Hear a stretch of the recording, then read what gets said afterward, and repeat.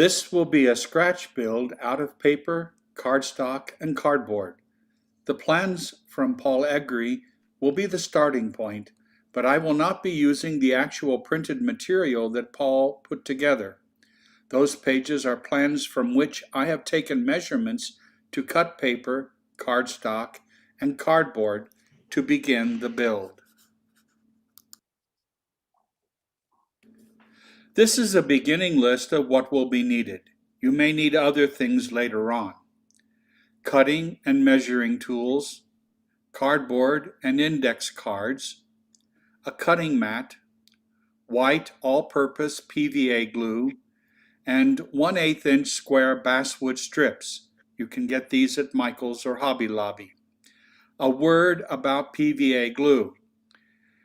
PVA glue is a water-soluble kind of glue, and you're going to be working with cardboard and paper, which means that using weights to apply one piece to another is going to be necessary. It is in applying the weight to the two pieces that the strength of the glue is accomplished. I began by measuring the plans Paul supplied. I wrote right on the printouts of the plans. I then used ordinary cereal box cardboard to cut out the base layer of each wall. You can see one wall cut from a cereal box under the ruler. I use a square to make sure that vertical and horizontal cuts are precise. At 71, my eyes are not what they used to be, so I find eyeballing cuts is not good for me. I like the metal thin square for this, but I also use other kinds of squares, such as clear plastic ones. I use millimeters to get accurate measurements. I find trying to see the scale rule markings in HO scale too difficult.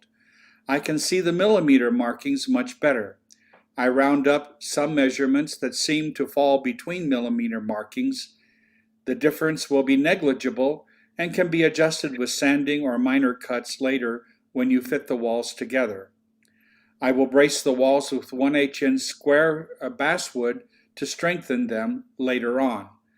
I find it a lot easier to work on the walls while they are flat, so gluing the walls together comes much later in the build process. Bracing the walls is especially necessary because I plan to use acrylic craft paints later on to color the walls. After cutting out all the cardboard sub-walls, it is time to decide what kind of siding to put on the walls. Paul's drawings show what appears to be either clapboard siding or grooved siding. I used index cards for the siding. If you decide to use clapboard siding, tape a 6-inch ruler to your cutting mat so that one edge of the ruler is not covered by masking tape. You can mark on either end of the masking tape 2 millimeters from the edge of the ruler. Line up a second 6-inch ruler along those 2 marks and slide your index card under it. Using a new edge to your cutting tool, begin cutting clapboard, which you can glue one at a time to the base cardboard walls. Glue each cardboard so that it overlaps the clapboard beneath it by a little bit. You don't have to be exact here, but it helps to be consistent with the overlap. Start at the bottom of the wall and glue up toward the top. It will take a lot of clapboards to put the siding on the walls, so cut a lot of index cards into clapboards. A lot. Cut more than you think you will need. Keep the rest in a Ziploc type plastic bag for a later build. Begin by using a full clapboard at the bottom of the wall. If it extends beyond the edge of the wall, that's okay. Cut off the extra and use it to begin the next clapboard layer. It probably won't cover the entire lower layer of clapboard, but begin the next clapboard right next to the short length of that clapboard. The vertical seam here adds character to the build.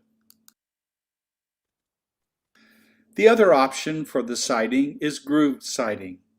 There are two ways that you can create the groove siding. One is to lay out 2 mm marks down each side of an index card. Make sure that you orient the index card correctly so that the two sets of markings line up. What that usually means is that you will have to rotate the index card 180 degrees and start from the same long side in your measurements. Then, using a dry ballpoint pen, one that doesn't have ink in it anymore, draw an indentation between the two marks.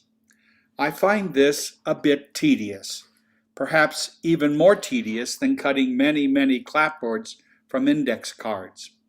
You will need several of these embossed index cards to put groove siding material on the cardboard subbase.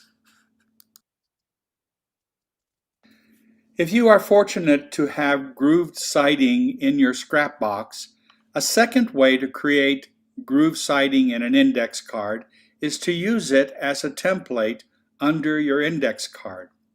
I found a piece of wood floorboard in my scrap box which happened to be longer than an index card. It had grooves about 2 mm wide, so I used it underneath the index card along with a dry ballpoint pen to emboss the index card with grooves. After embossing the first index card and looking at it, I decided that I liked this type of siding better than clapboard siding for my build. Looking at Paul's plans, it is obvious that the walls get siding only in certain places. I used about 4 index cards suitably embossed with groove siding to cover the cardboard sub-walls. I used white PVA glue to attach the siding to the cardboard. I placed weights on top of the laminated sides to keep them flat while the glue dried. I like to use the stickier kind of PVA glue rather than the milky kind because it dries quicker. If all you have is a milkier kind of PVA glue, keep in mind that it has more water in it and therefore it will take longer to dry and your walls may be more subject to warpage. So I would recommend that if you don't have a stickier kind of PVA glue, you may want to purchase some for future builds.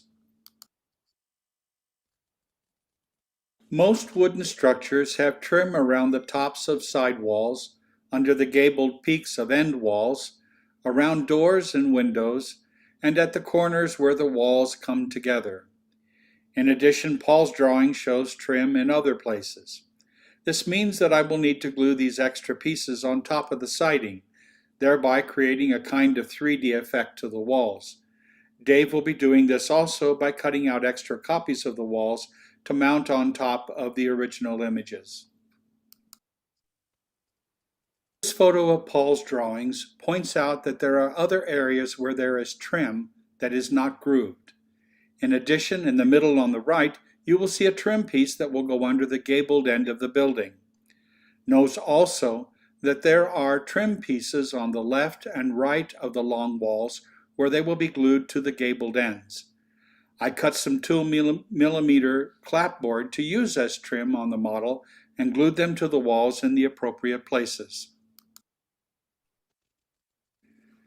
Now come the front and side walls. Layering cardstock is how I accomplished the front entrance and the areas of the side walls above the fueling area. Make several attempts. You will make mistakes. It took me 4 tries to get the base layer of the front wall right, and at least 2 tries to get the side wall base layer correct. Remember, the side walls are mirrored. Practice on a bad copy so that you know what you want to do and what sequence to add each piece. I used 2mm strips of index card, 1mm and 4mm strips of thicker card. I cut 2 strips of 2mm cereal box for the top trim on the side walls. At the top of the entry on the front wall, I put together 2 layers of cardstock, a 1mm strip on top of a 2mm strip to create the top trim. How far the trim sticks out from the sides of the wall is up to you. As the slide shows, I used thicker card and cereal box cardboard to get what I thought looked right. It is difficult to see in this photo the 3D effect that layering can give you. The front two pieces at the top were failures. The good one next to the front wall at the bottom was the fourth try. The four frames in the upper left-hand corner were what I glued under the window openings. The straight strips that are what I glued together to create trim at the sides and between the windows and doors on the front of the gabled end. You can't see the groove siding very well in this photo, but here are the four walls of the service station ready for bracing and painting. My plan is to use a black enamel rattle can primer on the inside of the building because I will not be detailing the inside of this model. I will use a gray enamel primer on the outside before I begin coloring the sides. The ceiling of the fueling area is not in the photo, but it is finished also. This concludes the first part of this build along. In the next part, I will show the bracing and the primer coating of the walls.